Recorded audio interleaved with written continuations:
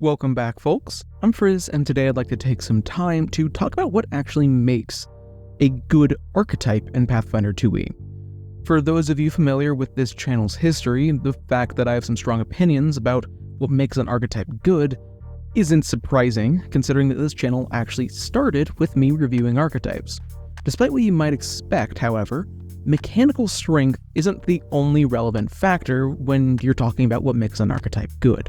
For those of you not in the know, let's cover what an archetype is very briefly. Normally, as your character levels up, you select class feats from a group based on, well, your class. Archetypes are the way that you can add extra feats to that pool that you're selecting from. Normally, as a witch, you can only select witchy feats as you level up. But if you opt into the acrobat archetype, by taking its dedication feat, now there's a bunch more feats available to you to select that are related to being an acrobat. Effectively, archetypes let you expand the themes that your class feats can cover, so that you aren't solely defined by your class. Now let's talk about the two generic types of archetypes that I personally see in the system. First up are strict archetypes. Strict archetypes are specifically designed to cover a particular niche or character concept. In another world, Paizo probably could have expanded any given strict archetype out into its own full class. And naturally, multi-class archetypes are also kind of strict archetypes, in that they embody a particular vision of a character. Normally, a strict archetype will heavily impact the way that a character feels to play, which isn't at all a bad thing. Affecting how a character feels to play is the reason that these archetypes even exist. As an example, the Cavalier archetype exists to help you play a traditional honorable knight that's mounted, and it's obviously going to affect any character that takes that archetype. It's the point and the reason for their existence.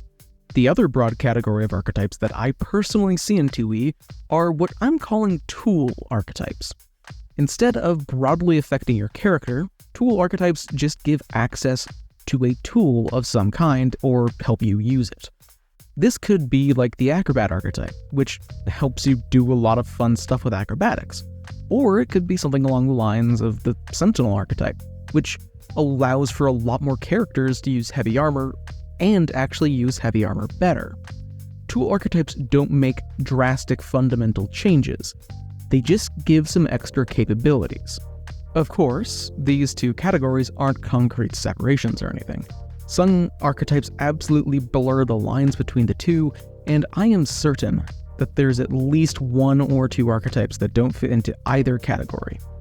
The important bit to realize is that neither type of archetype is better or worse than the other.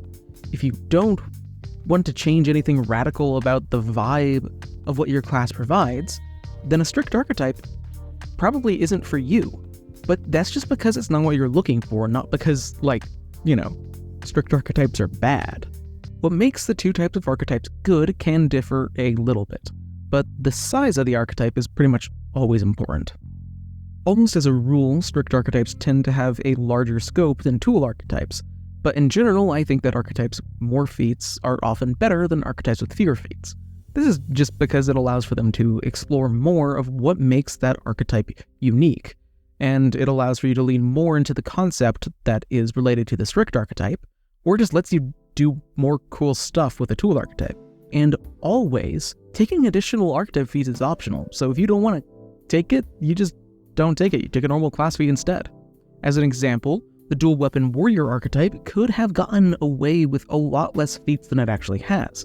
But Paizo expanded more on what a character specializing in two weapons could actually do, and that made the archetype dramatically cooler. Naturally, bigger doesn't mean better.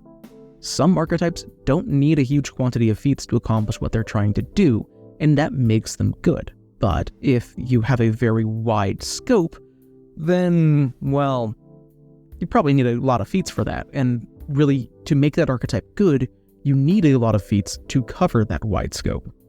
Despite what this video is called, I can't really answer what makes an archetype good, since every archetype sets out to do something different. But that kind of hints at what I think the most important part is, which is being able to accurately recognize what an archetype is actually trying to do, because that's how you should be judging it. Does an archetype accomplish its goal? In my experience, the first step to do that is to determine whether or not it is a strict or a tool archetype, because really, that gives you a pretty good starting place to figure out whether or not an archetype's good. Thanks for watching. I have a lot of ideas regarding archetypes up in my head, but it can be hard to find the words to describe them, since, archetypes can do anything from Batman to making a good duelist, so finding something general, while also finding something accurate, can be pretty hard. Well, what do you think about what makes an archetype good, or the categories of archetypes that I described? Let me know in a comment down below, and while you're down there, you can always consider subscribing to the channel and joining up as a member. Both options really do help me out, and my members legitimately make a big positive difference in my life, financially. So, until I see you next, live a wonderful life.